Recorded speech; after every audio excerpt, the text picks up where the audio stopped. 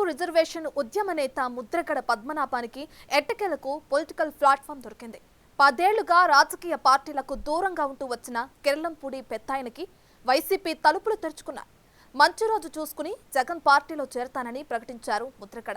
ఈ ఎన్నికల్లో పిఠాపురం నుంచి పోటీ చేస్తానని పవన్ కళ్యాణ్ కు సవాల్ విసిరిన ఆయనకు వైసీపీ టికెట్ లేదని తేల్చేసింది. దాంతో ఆయన గోదావరి జిల్లాలో కాపు ప్రభావిత నియోజకవర్గాల్లో ప్రచారానికే పరిమితం కానున్నారు.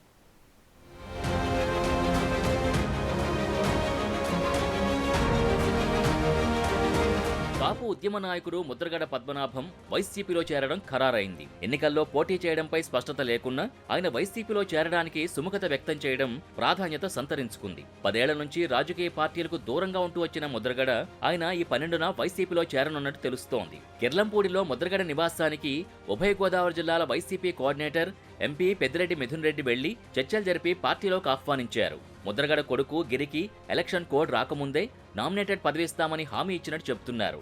దాంతో ఎన్నికల్లో ముద్రగడ పోటీ చేసే అవకాశం లేకుండా పోయింది. ఎన్నికలు ముగిసిన తర్వాత ముద్రగడకి తగిన పదవి ఉంటుందని మిథున్ రెడ్డి వైసీపీ నాయకత్వం హామీ ఇచ్చారట. దీనికి అంగీకరించిన ముద్రగడ మంచి రోజు చూసి పార్టీలో చేరతానని అంటున్నారు. తనకి పదవులు ముఖ్యం కాదని చెబుతున్నారు.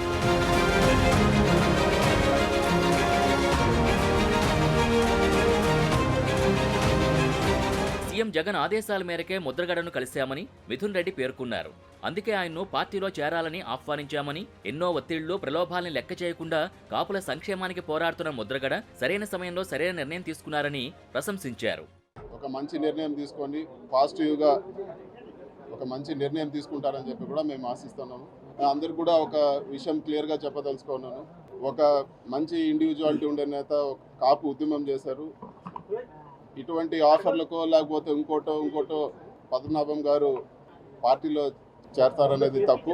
ఖచ్చితంగా ఆయన స్వతహాగా అన్కండిషనల్గా చేరితే తప్పితే ఏ ఆఫర్లకు చేరే వ్యక్తి కాదని చెప్పి కూడా మేము భావిస్తున్నాము. అదేవిధంగా ముఖ్యమంత్రి గారు సమక్షంలో ఒక మంచి నిర్ణయం తీసుకొని పార్టీలో చేరతారని చెప్పి కూడా ఆశిస్తున్నాము. పెద్దలు ఒక మంచి పాజిటివ్ డెసిషన్ కూడా తీసుకుంటారని చెప్పి కూడా మేము ఆశిస్తున్నాము.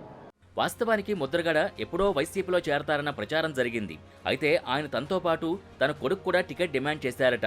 దాంతో వైసీపీ పెద్దలు ఎలాంటి రెస్పాన్స్ ఇవ్వకుండా సైలెంట్ అయిపోయారట. ఆ తర్వాత జనసేన నేతలు ముద్రగడ ఇంటికి వెళ్లి రాయబారాలు నడిపారు. కిర్లంపూడిలోని ముద్రగడ ఇంటికి పవన్ కళ్యాణ్ స్వయంగా వెళ్లి జనసేనలోకి ఆహ్వానిస్తారన్న ప్రచారం జరిగింది. ఆ తర్వాత ఏం జరిగిందో కానీ పవన్ కళ్యాణ్ కూడా ఆయన విషయంలో స్పందించలేదు. ముద్రగడ జనసేన వైపు చూస్తున్నారన్న ప్రచారం జరుగుతున్న టైంలోనే టీడీపీ జనసేనలు అభ్యర్థుల తొలి జాబితా ప్రకటించాయి. దాంతో ముద్రగడ మరో లేఖను విడుదల చేశారు. 24 సీట్లలో మాత్రమే పోటీ చేస్తున్న పవన్ కళ్యాణ్ కి తమ అవసరం ఉండకపోవచ్చని తనదైన స్టైల్లో సెటైర్ వేశారు. దాంతో ఆయనకు ఏ పార్టీలో అవకాశం లేకుండా పోయిందన్న అభిప్రాయం వ్యక్తమైంది.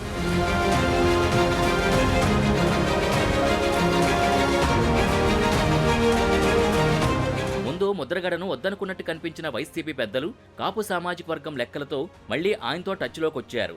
ముందు జక్కంపూడి గణేష్ తన ఇంటికొచ్చి రాయబారం చేయడం, తర్వాత మిథున్ రెడ్డి వచ్చి మాట్లాడడంతో ముద్రగడ ఎలాంటి షరతులు లేకుండా వైసీపీకి మద్దతివ్వడానికి నిర్ణయించారంటున్నారు. అనుకున్నట్టుగా ముద్రగడకి ఆయన కొడుక్కి వైసీపీ టికెట్ లేకుండా పోయింది.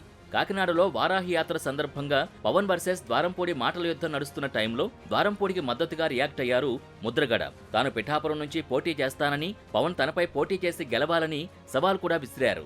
దాంతో ఈసారి ఎన్నికల్లో వైసీపీ అభ్యర్థిగా పోటీ చేయడానికి సిద్ధమయ్యారన్న అభిప్రాయం వ్యక్తమైంది. అయితే ముద్రగడ ఆయన కుమారుడు వైసీపీ నుంచి పోటీ చేయాలని భావిస్తున్నా దానిపై వారికి ఎలాంటి హామీ లభించలేదు. మరి జూనియర్ ముద్రగడకి వైసీపీ ఏ నామినేటెడ్ పోస్టులు కట్టబెడుతుందో కానీ ముద్రగడ మాత్రం గోదావరి జిల్లాల్లో ప్రచారానికి పరిమితం కానున్నారు. చూడాలి ఆ పెద్ద ఆయన ఇంపాక్ట్ ఎలా ఉంటుందో.